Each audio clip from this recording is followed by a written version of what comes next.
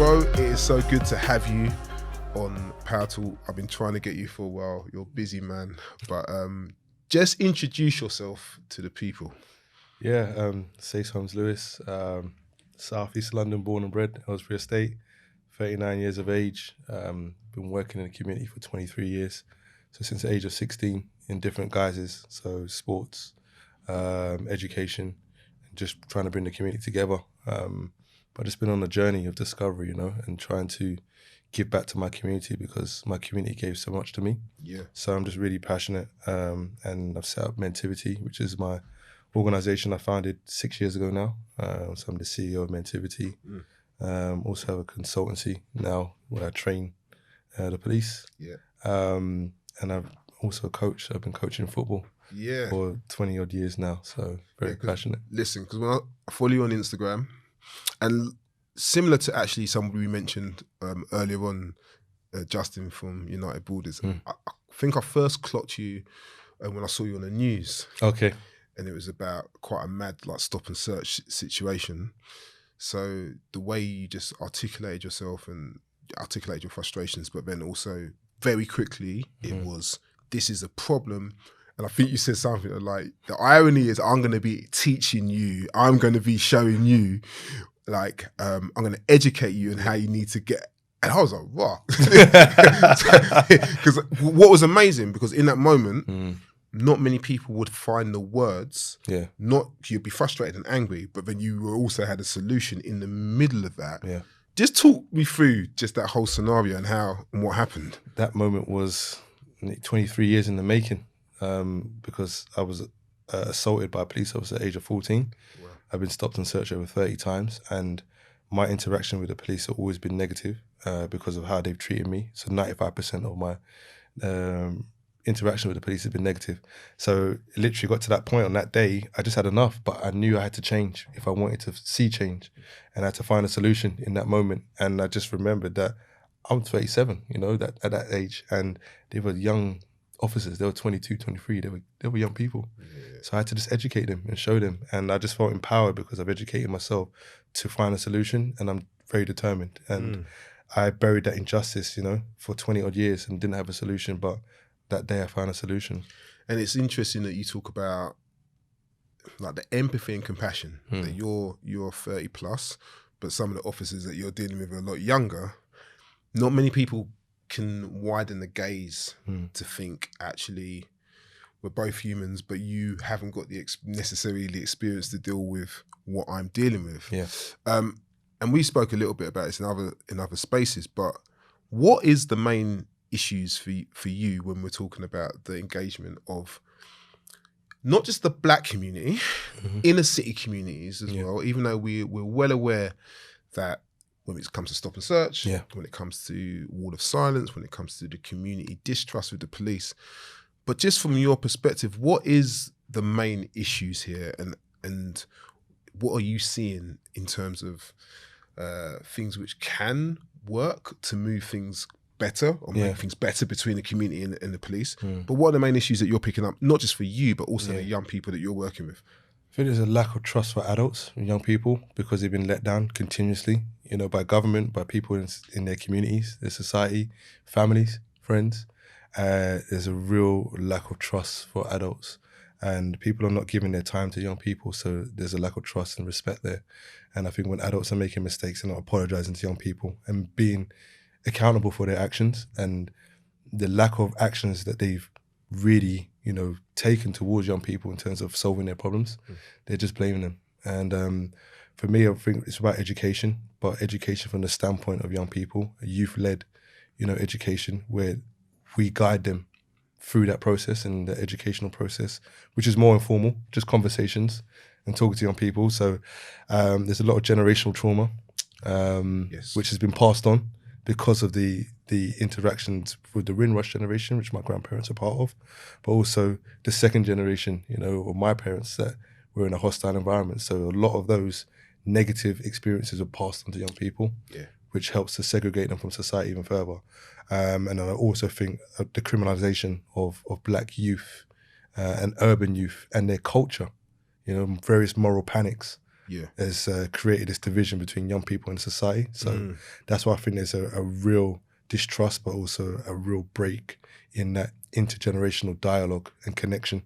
The intergenerational dialogue and connection, like you put it, is a really important point, actually. When we deliver training at the Power of the Fight and we talk about bias, one of the things that we say is that there's this intergenerational and inheritance bias, which we all carry. Yeah. But I suppose there's a difference between some of the things that we carry where they then influence the livelihoods of young people. Yeah. So one of the things which I know that you are doing amazing work in is training police officers. Talk a little bit about that, because for me, we often talk about what I talk about in that, and for our charity, for our reports, cultural sensitivity. This idea that actually police officers, or not just police officers, any professional working particularly in hyper-racialized areas, are you culturally sensitive to be working there? So teachers coming from outside of London, we know that these like territorial support office group officers, the TSG officers often come from outside of London, Essex, and these places. They come into these places and they don't understand the culture. It's problematic. And here you are saying, right, I'm gonna teach you. What do you do? How do you do it? And what is the response? I suppose is interesting. Yeah, I think I'll start with the response. It's been overwhelmingly good. And the human interactions I've been having with the police over the last 2 years has been nothing short of amazing, to be honest. It's really broadened my own horizons and reinforced my learning. But in terms of the session content, it's about making it personal to the officers that come from different backgrounds. Like you said, the recruitment of police is totally wrong. But people from our communities won't join the police because of the lack of trust in the way that they're going to be viewed. So that's a non-starter straight away. So we have to work with what we got, and by really making these situations personal to the officers and get them to understand that we're all oppressed to some degree when we link it into white imperialism and what that's done, and racial hierarchy, and how it creates this segregated societies. And there's further compartments, when we talk about young people, then you're young, you're black, your culture's negative to the mainstream, and it seeks to make money. It's about breaking down these barriers through, conversation, but meeting on common ground and finding common ground, and really talking about the wider context of this country and the legacy and what being a police officer represents. Because when you pledge your oath of office, you pledge it to the Queen. And the Queen is representative of colonialism and the Commonwealth, which was linked to the Empire, which is all about white imperialism, subjugation, go back to the Crusades. So it's really breaking down that history and getting them to understand that this is all about state-assisted violence. Just to say, I mean, obviously you just said some stuff there which makes sense to some people. That's quite powerful to go into an institution of the police and start using terms like imperialism and empire. Yeah. And how does that land?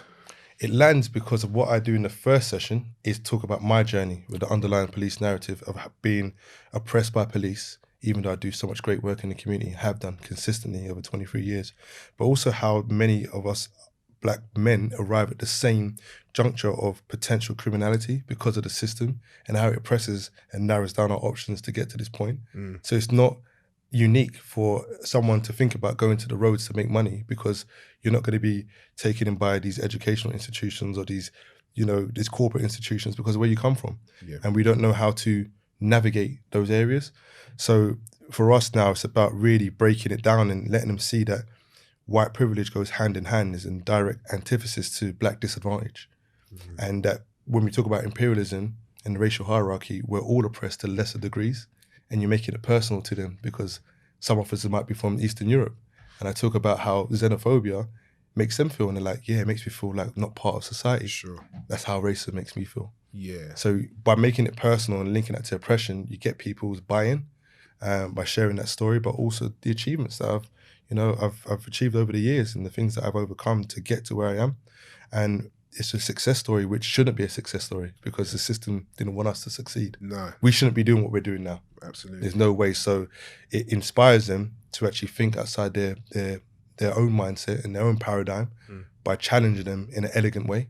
I'm not going and saying you're wrong, you're racist. Yeah. I'm saying, why do you think people respond to you this way? Where does it come from? And that's really important, actually, isn't it? It is about how the delivery is really, really important. And I think people assume that when you start talking about race, structural harm, oppression, and whatever it is, there's an aggression which comes with that. Yeah.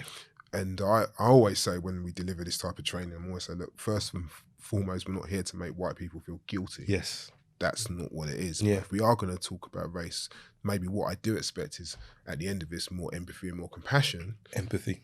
To the perspective of what we're trying to show. And it's not Ben's perspective or just Ben's perspective. We're talking about in hyper-racialized areas, particularly in the London context. Yeah. These are the people who you are, and this is the key word, you're serving. Yes. It's not a force, is it? It's a service. Right. Yeah. You're serving. So if you're serving someone, this whole posture of learning and respect, it needs to go both ways, but ultimately you're the ones in power. So that's fascinating. Yeah. Talk to me a little bit about Mentivity, because, you know, similar, I've been working in this field for over 20 years and I can see a shift. Yeah.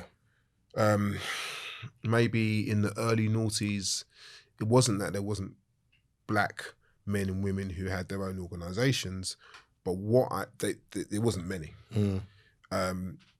Whereas now, it definitely feels like there's a generation of black men and women who are leading some incredible organizations. Yeah. Yourself, like Justin, United Borders, like Andre Harriott with Liminality Group, what we're doing at Power to Fight, Juvenis from Winston Good. There's multiple people I could talk my guy. You know, there's some brilliant people doing stuff. Yeah. What do you think's happened? You know, tell me a little bit about Mentivity, but why do you think there's so many of these organisations now coming through? I think there's a collective consciousness which is increasing, and I think we are doing things that we've never done before. But Mentivity was born out of frustration for me, working in the educational sector as a coach as well, dedicating myself to young people. I got to the point after 2 redundancies in 2013 and 2015 that I actually was going to move away from this sector totally. I had enough because I couldn't really survive, you know, financially. And it's very difficult to do this work and actually live. Yeah, yes. I've had two jobs my whole life pretty much, you know, since working in this sector. So I nearly went into in-house recruitment for the corporate sector in banking. Because I know I'm a salesman. I know how to sell. I know how to talk to people. So I was like, right, I'm going to do that and make money, and then just do that because I've got to look out for my son. But I was in my final year of university.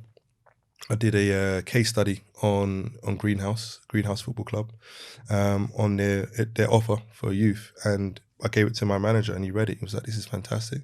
This is a plan for a community development manager role. I'm going to create this role for you." Wow! So that's what kept me going, and I literally ran a pilot project, which was the precursor to Mentivity, whilst at Greenhouse.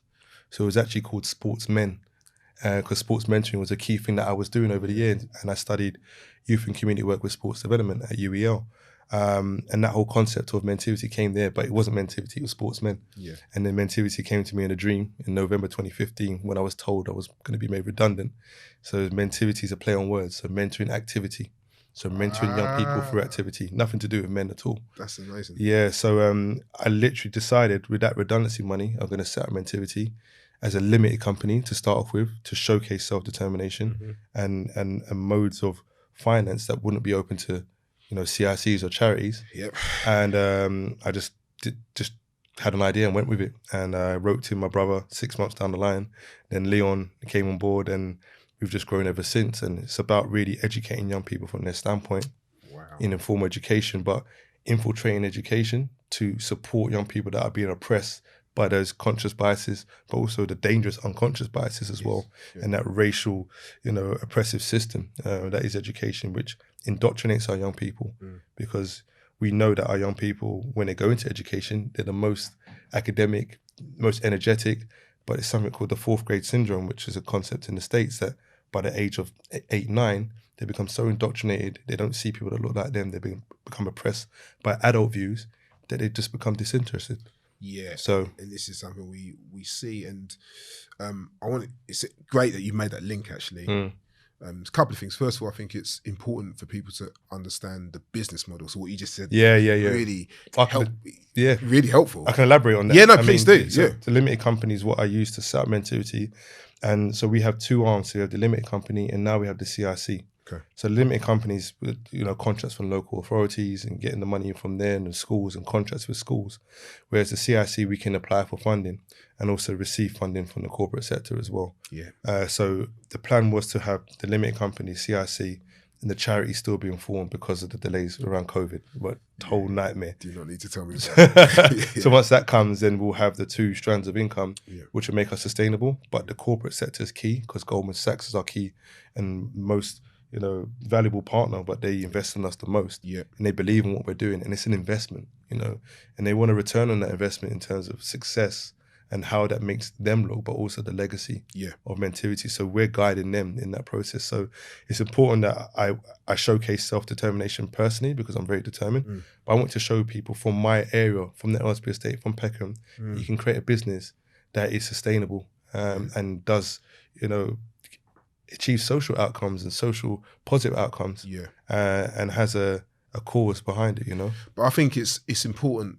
It's really helpful what you just said there, because the business side of stuff, I think some people think running an organisation like Mentivity or even Power to Fight is straightforward. No. And I keep to say to people, was like, listen, grey hairs are coming through. Oh, bro, I've got no hair. There's no hair left. I used to have a high top.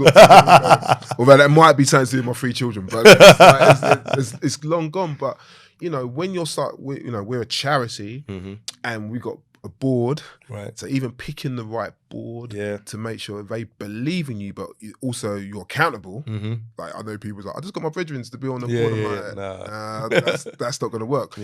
But at the same time, having people who do understand where you're coming from, it's a really tricky balance. And I think also the mixed funding model you were talking about there, similar to us, whether it's corporates or partnerships or donations, balancing all that out is really important. But I'll never forget Les Isaac, who runs the Ascension Trust, famous for street pastors. He's on our advisory board, and he said to me straight up off the bat, he said, Ben, you've got to get to the point where you're not reliant on grants. Yes.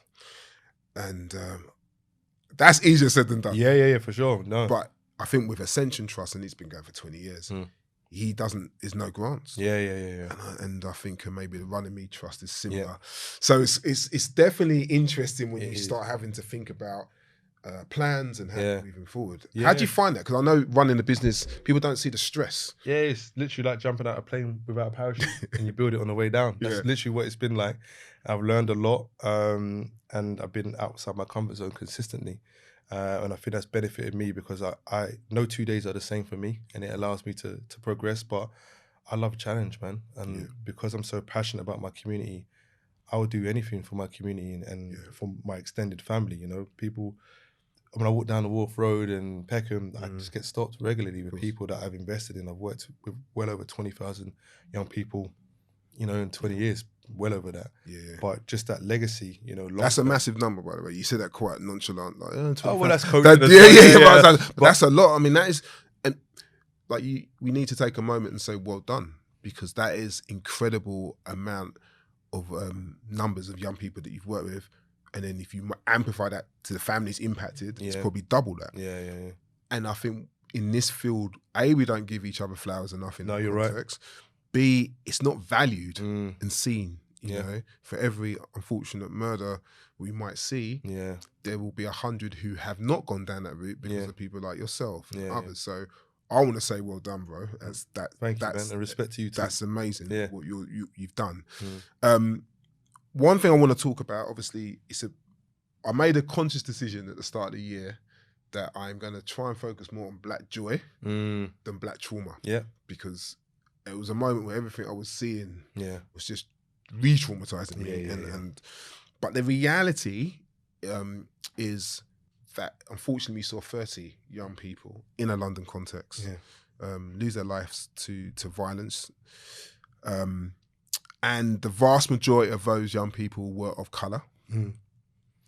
So I suppose we've touched on some of these links, Yeah. and we've spoken a lot about stop and search. Well, we haven't, but we spoke about your experience with stop and search. There's different perspectives on this. With your experience of stop and search, but also with the knowledge that knives are getting bigger, they're becoming more accessible. Yeah. They're becoming easier to obtain. What's your view? What's your view on stop and search? And actually, the second arm of that question is, what's some of your views on how we try and reverse this, what I would call a pandemic? Yes, definite pandemic. Yeah, we're in the same there. So just your perspectives on that, really. Oh, it's really hard to disseminate, because when we talk about violence, which I'm so happy you called it as violence, it's not serious youth violence, because violence is, he said it's a pandemic, but it's a pandemic of this country. It has been for years. Like, this is state-assisted violence against people, against countries, against sovereign nations, and we can't discount that. So when we talk about violence, this is learned behavior. Young people are not born deviant. They see this and they recreate what they see. And as adults now, we're recreating violence in the homes, which is passing on to young people, which is reinforcing that trauma, but also the trauma of being a Black Briton in this country, not having a foundation, not having education. So it's really, really sad, because I've lost 12 young people in the last 12 years. Wow. You know, fortunately, I haven't lost a young person since 2020. When I say fortunately, which I shouldn't be saying that. No. You know, the last young man was Jeremy in Oxford Circus, and I worked with him. I coached him and worked with him at his school and tried everything to prevent that from happening. But I knew it was going to happen. Me and my staff at Mentivity knew it was going to happen. So this is interesting, and again, like, I don't say stuff flippantly, because in a similar situation, I could probably talk numbers as well in terms of, and every young person, I never look at a statistic, particularly when I've worked with them. I know their family, I know what they've gone through. Yeah. But it's interesting what you just said there. You knew it was coming. Yeah. Unpack that a little bit. When you said, what were the characteristics of this particular, or not just him, but a young person, when you can say, I could see it coming? I think it's, with young people, I've seen it 12 times, you know? Yeah. And I see the life being drawn out of that young person slowly by the environment that they're in, by society. Another one was Raheem Barton, you know, who was shot and killed on the Brandon estate. And I'd worked with him since the age of 8. And Jeremy, I'd known him since probably about the age of 11. And I coached him at FC Jean Talli, which was my mentors club, the guy that put me on my journey, you know, Abdullah Ben Kamal. So big shout out to Abdullah, because without his support, I wouldn't be doing this, you know, as well as Mr. Hanson, my family, my mum, you know, massive influences. But with Jeremy, he was so ignorant to the fact that adults were telling him, we've seen this before. Yeah. We know where you're going. No, I'm going to get this money. I'm going to sell these drugs. I'm going to retire. I'm going to go back to Colombia, buy my land. And I've never seen a retired drug dealer. Yes. I've never seen it. Yeah. Is there a pension? Like, where do we get this from? Yeah. And like, it's this... It definitely it wasn't in Scarface. No, exactly. It's always negative endings. Yeah. So they don't see that, but they think that they're so intelligent, so smart. And because we're rebellious as young people, we don't see that high risk taking behavior having consequences. Yeah. So he couldn't see it, but we could, because we've been there before. We've been in those situations as young people where we've seen our friends go down those wrong paths. And furthermore, with young people that we work with. So we knew it was going to happen. And when I got the call, I wasn't surprised. I was upset. You know, I shed a tear, because this is a young, innocent man who could have changed his life. Same with Raheem. And you just see the key indicators, you know, the way they withdraw from society, the way that they see the world, the way that they're always angry, the lack of emotion.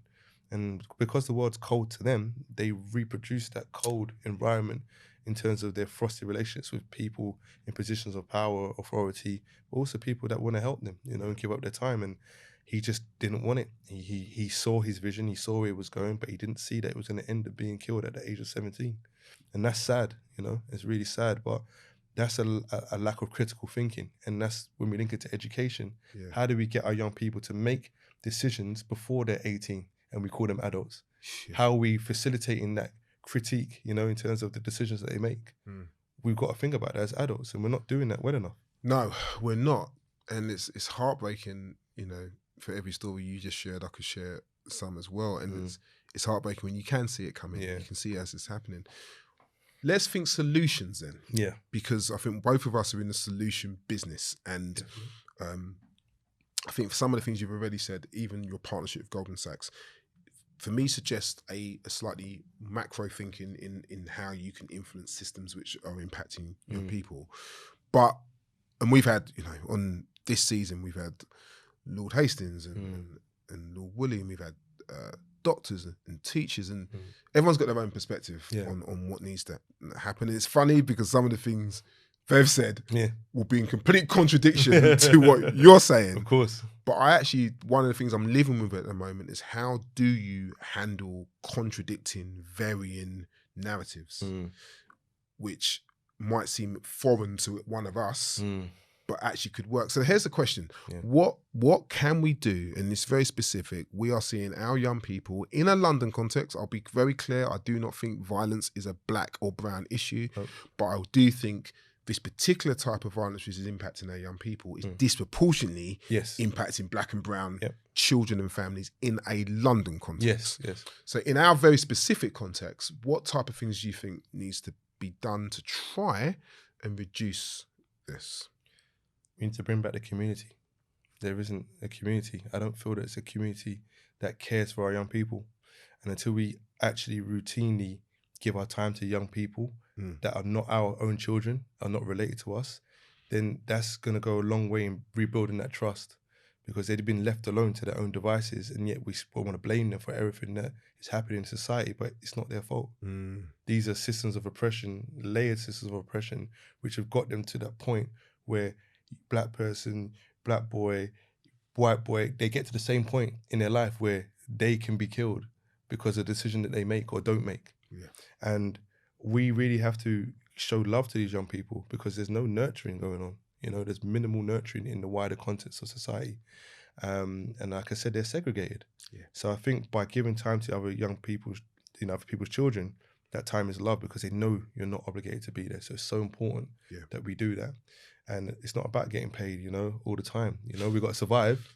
But if I can go and talk to my friend's son, it's going to hold more weight than him saying to his own son, because he's his dad. Totally. That voice is dead. He was boring. Do you know what I mean? So if I say something to my son and then my brother says it to him, you're right, uncle. I'm like, I just said that. I just said that. So what we've got to do is rebuild that intergenerational dialogue, recreating what we had in our African and Caribbean homes, where we had the elderly generation mentoring the parents mentoring the child, the elderly mentoring. It was all, So it's reverse mentoring that needs to happen. And that's why I'm so passionate about mentoring, because it's actually enlarging that experience of that person, sharing that experience, finding a common ground to find that solution. We're trying to make solutions and find solutions when young people are not in the room. Well, that's massive, isn't it? That is often, I sit in multiple meetings where we talk about young people, and there isn't a young person's voice in there. So that's a fair point. And I think that we've got to get them into those rooms at an earlier stage where they can influence change through their decisions that they make from their standpoint. And that's where the empowerment comes in, and that's where the prevention, principles of safeguarding, just accountability, all those things. But we want to hold young people to a higher level of accountability than we do other adults. Doesn't make any sense. Yeah, that's a massive point, actually, because I do believe that we do say, the young person is young people, but young people don't make the legislation. Young people are not the ones who are controlling the exclusion systems. Right. Young people are not doing stop and search. It's very true. But they should have a part to play in that decision. In a true democratic society, they should be making those decisions, because it's their future. And that's how they become accountable, but that's also how they feel empowered. And then they shape the future, because people that don't look like them are making decisions. And then they're in that room and then, right, this is what we're going to do for these young people. But they don't want this. Well, that is, it is true that we don't, and this is why we always talk about how do you do in community empowerment, how are things co-produced? Yes, exactly that, in collaboration. Right. Because I think we never go into schools with our tip program and say, right, this is what we're going to do. It's going to be, no, it's like, well, let's talk about what you actually want and what you actually need. The consultation, isn't it? It is a consultation. And it makes you feel valued. Absolutely. And that's a lot of these young people don't feel valued, because we live in a capitalist society. When we talk about social conditioning, we go about historically, slavery, Sunday best. It was a way of us peacocking and showing that we are human. Yeah. on one day of the week because our master, whatever you want to call him back then, allowed us to get dressed. This is what we see now in society because young people are seeing capitalism as a way out. Yeah. And that's a way out of their own self-esteem, you know, that web of Yes. deceit and lying to themselves about certain things. So they get to a point where they're like, I need to get a piece of that pie. But here's the thing. I mean, this is interesting because I think there is something about our communities which is gravitating to the glitz and the glamour. So on one hand, and I suppose I saw a lot of this over lockdown, where on one hand, I love innovation, I love creativity, and I love the idea of people working for themselves and doing that, and I'm always pushing creatives. Yeah. But the truth is, we can't all be creatives, right? No. And some of us are going to have to work for the man. Yeah, you know what I mean? It's just we've both done it. Yeah, we've both done it, and statistically, that's just how it's going to happen. But I do think sometimes we don't. I suppose the words I'm looking for, we don't push or promote or even look at that as a good thing. So you know, some people will have to, because of whatever reason, work in Tesco's. Yeah. And for me, it's like, how do you still respect that, empower people to be like, if that is where you are for whatever reason, that's just as valuable as getting that record label and getting 300 racks for whatever, you know what I mean, or that record deal. And I think there's a bit of it's a disconnect it's a bit like the Sunday best. People are looking at like $1 million, and I'm like, but I know if you looked at Monday to Friday, that doesn't connect with what I'm looking at you like on a weekend at a dance. So I suppose the question, or not in the question, the observation I'm saying is that, yes, I do think we can look outwardly, but I think there's some questions, some hard questions, which in the community, and when I'm careful when I say black and brown communities because we're not a monolith. No, so it's not like I'm like, it's this group of black people in Southeast London and that's the community. No, it's multiple layers to that. But you know what I mean when I'm saying there's maybe a community conversation which we don't have. And that's it. And it's a thing, everybody has a part to play in our liberation. Right. And the liberation can only happen through rehabilitation. Okay. We haven't rehabilitated. We're outwardly and inwardly hurting. This is why a young person can go and kill someone that looks just like them, because it's that self-hatred and that indoctrination of the society in the racially oppressive systems, plus that Black British experience. It further compounds it. And you get to a point where you actually hate yourself so much and your own existence. You don't see a future. Like my son is going to be 16 in July. During lockdown, I was doing a lot of work. He was with me a lot. You know, he lives with his mum, so we haven't been together for a while, but I've been there consistently. And to some degree, because of what I was doing with all the police work, I was neglecting him, you know? And I was trying to do this because I'm like, I got to provide for us. It was difficult. Mentivity, I didn't think was going to survive. So I was doing what I could to really promote what we were doing and get that money in. So I managed to take him to Kenya during the lockdown in October 2020, November 2020, and we went for 2.5 weeks. And it was the best thing ever because you know when you think you know your own child, you don't. Wow. I didn't spend enough time with him, and then I took him to Barbados in December. We was there for 2 months, and we had a conversation on New Year's Eve, and he said, you know, I said, how do you see the world? How do you see your future? I don't see a future, Dad. Wow. I said, what? You've got me, you've got your mum, you've got fat people that love you. With COVID and the way the world's going, Dad, I don't see a future. And that really hurt me because I wanted my son to have some sort of hope and optimism. So if he felt like that with the support network that he has and what he's doing well in school now, you know, he'd hated education for 2 years, but I've said to him, linking it to his passion, which is football, which we do at Mentivity, you need to drive this change through learning and be open and receptive to learning. So he now sees a future because it's linked to his passion, but also the way he sees the world, and taking him to Kenya, which I was blessed to be able to do, and making him feel proud about that foundation, that link to the motherland. That's what we're missing in that connection with our culture, I believe. And I think with, you know, Amapiano and Afro beats and music, we're starting to see that, you know, like being from Jamaica and Barbados like I was, we didn't say we were African. No. We ran away from that. Absolutely. You know, but now people are embracing that culture and our foundation. And I think that's a really important thing. So with my son now, I was able to give him some sort of hope and linking to his passion. And so I think we've really got to push with that with young people. And everybody has a part to play in our liberation. and also being in tune with your emotions and feelings and therapy. I mean, know? well, I'm going to come on to that. Actually, that is probably the last question I'm going to drop on you, because I think, but just reflecting on some of the things you just said there, I mean, that is such a powerful story and conversation. And I think we're not really going to understand the impacts of COVID for a long time with our young people. Yeah. And if you can say, here's a young man who's got all the love in the world. Yeah. Nothing's perfect, but he's got the love and everything around him. And you had the means to get out of London and go somewhere. Made it happen, man. You made it happen. Yeah. And even after all that, there's still kind of like this doubt and concern of where, I think you've nailed it. If with that level of love, there's concern. Right. When somebody hasn't got that, why are we surprised that they gravitate to a madness? Yeah. And I think that's a really, really important distinction. And this deficit model, which we often see, we don't often think about. We always see the headlines, don't we? This young person did X, Y, and Z, or this was a victim or a perpetrator. Yeah. We don't go beyond the headlines, and I think it's really important. The last question which I want to put to you, which I always ask people in our field, is how do you look after yourself? And the reason I say this is because I think it was during Black History Month. No, it was Martin Luther King Day, which we don't really celebrate in this country. So there's a lot of the stuff is American. But somebody had this essay, and they said that when Martin Luther King, I think, was murdered, assassinated, 39, but when they did the autopsy, he had a heart of a 60-year-old. Yeah. And I remember reading that thinking, wow. I'm not putting myself in the context of Martin Luther King, but the work we often do, which is justice-led, it's community-led, it's taken on, it's heavy. And it was just a reminder that, for example, Power to Fight, everyone, whether you're my EA to my youth practitioner, gets clinical supervision. Yeah. It's expensive, but we talk about well-being and trauma-informed. It's really important.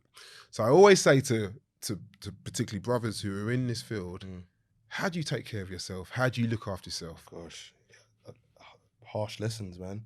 When Raheem was shot and killed on the 5th of May 2018, I was at a point, the lowest point I think in my life, where I lied to myself that I was okay, because this was a young man I'd known from the age of 8, and he was 17 when he was killed.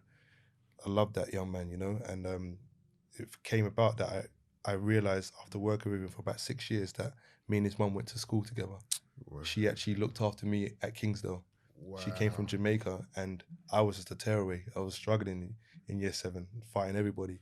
And when older girls at that age take an interest to you, you're thinking, oh yeah, But she was like, you're good at football, you're smart, you're a good, handsome young man, you should be focusing on this. And she really took me under her wing, and that group of women in that context, or school context, looked after me. And it wasn't until Raheem was 15 that we had a meeting at his school, and I met his mum, and I was like, I know you. Yeah. And it was like, yeah, Kingsdale. I'm like, oh my gosh. And when he was killed, I realized the flashbacks I had of her looking after me. And it just so happens that I was doing the same for her son.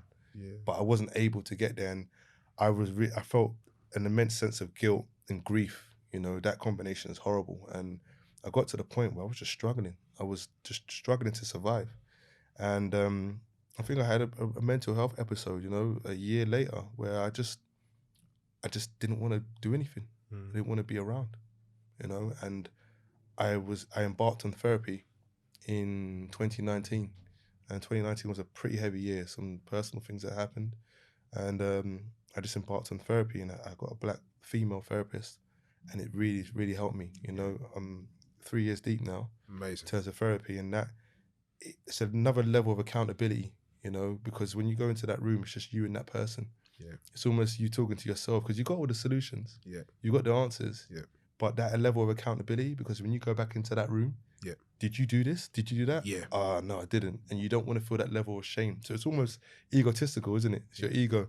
So I've just really embraced that. But also, at the moment, do something every day is my hashtag. Yeah, no, I've been clocking that. put me to shame and it's inspiring at the same time. So it's good. It doesn't have to be fitness, but something around mental health and well-being. And Yeah. I've been doing yoga since 2018. I love yoga, you know, and people like yoga. I'm still playing football at 39 for vets, but also I played for the Wall, which is the team I manage on Sunday League, in the same league as SC Dons. I played 2 games in 2 days, 180 minutes. So I'm trying to push my own boundaries, but I'm also taking time to rest as hard as I work. Yeah. I mean, you said a few things which are triggering me right there. I'm still playing the 39. I retired at like probably that age, you know what I mean? But no, on a serious note, I think it's so important what you just said there. I think you know, you're talking about mind, body, and soul. And I know you're a deeply spiritual person as well, just from some of the stuff I've clocked on social media. So it's encouraging to hear, and I wouldn't have expected anything less. But I wanted to say thank you for your time, because I know you are a in-demand, busy man. I want to get you on here again because we need to talk music. Because I remember watching one of your things. I was like, "But wait, this brother knows about Anthill Mob." That's my music is my team. My dad's a music teacher. Okay, he's a musician. He had his own band and stuff. So that's where it comes. And my mum's a singer, and I just love music. So and it's a South London thing. Of course, of course. Just no other part. We're the best. We're the best. Nobody wants to. There's a couple of there's a West London man in here, so I've got to be a bit careful. But you know, I think we know where it all comes from. But the layers of the culture, man. Yeah, absolutely. But no, bro, thank you so much for your time. No, man. Thank you. Appreciate what you're doing. Keep going. As someone who's a little bit older, I'm here in any which way. Likewise. And but yeah, you know, blessings and keep going, bro. Just to start, man, collaboration between us in the community. We've got to showcase that. 100%. I'm gonna come down. I want to come down to Mentivity. I want to come to the hub. And chill and hang with you. Definitely. Thank you. Thank you, bro.